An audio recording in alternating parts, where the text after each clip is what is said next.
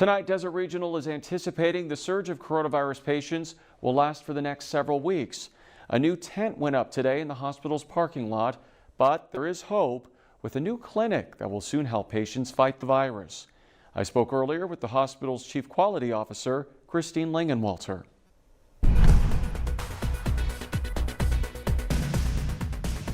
Christine, it's nice to see you again. Thanks for joining us. Thank you, Peter. Thank you for having me again. First off, what's the latest at Desert Regional? The latest at Desert Regional, and we shared a grid that you can share with the viewers. We basically have 118 COVID positives in-house today, and 45 at JFK, our sister facility.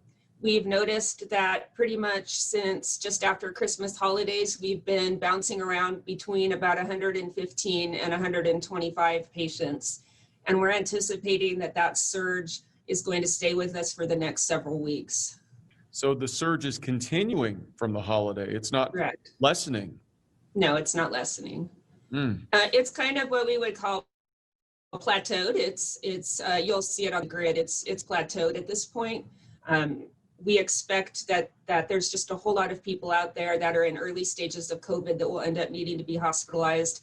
And based on the daily numbers of new patients testing positive, we're anticipating that we're going to stay at this high number for a while longer. So at this point, have you seen any positive impact from the vaccine? It sounds like no. I think the number one thing to consider with the vaccine is we started with our healthcare workers and our physicians and our frontline workers and our EMS first. And so the number one thing that we want to do is make sure that we have the caretakers to care for those that are coming in sick. And so, yes, our healthcare staff is staying healthy, and we are using creative ways to open surge beds and things like that to handle the ongoing surge volumes. And speaking of surge volume, I recently spoke with someone from Eisenhower Hospital. They said that they're now setting up tents to treat patients as they continue to see an increase in coronavirus patients. Is that something being seen at Desert Regional, or are you anticipating having to do that as well?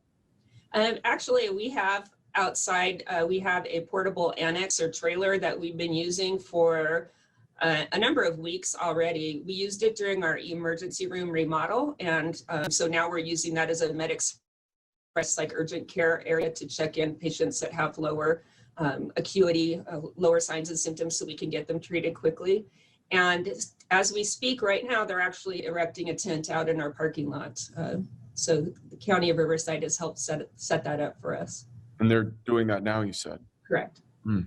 We're also now hearing reports of some places like Arizona, for example, having children being admitted to hospitals for coronavirus. Have you noticed any children in our community being admitted, or what demographic of patients are you seeing at the hospital?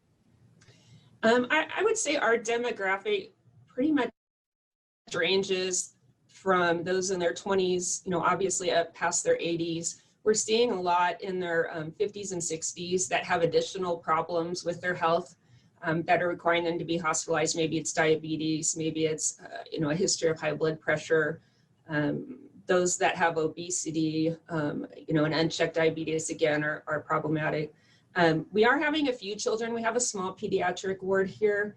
We have had a few children come through, but if they are sick enough to really need intensive level care, then we transfer to one of our facilities that has an intensive care for children, such as Loma Linda.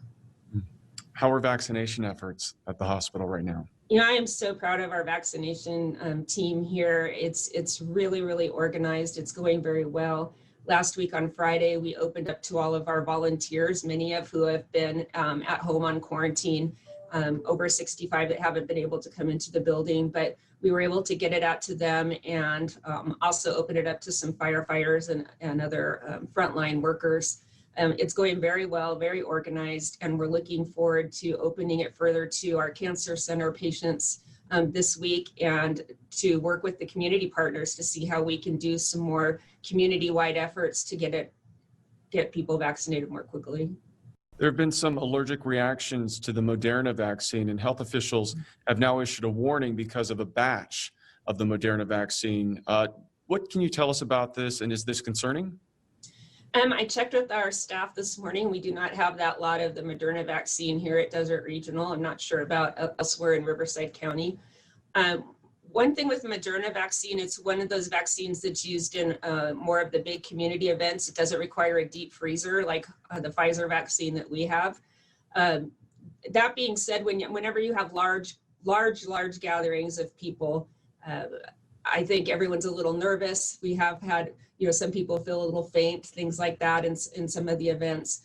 True allergic reactions are possible, and I think they're just doing this out of an abundance of caution to make sure if there's anything in that lot that is of concern, then they're dealing with that.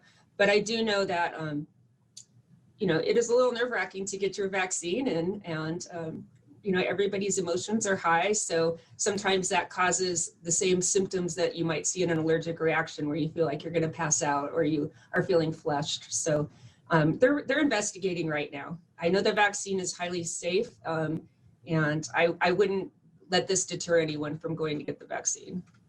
You told me something interesting, Christine, that when a patient with coronavirus is discharged, you actually play music for them. What song?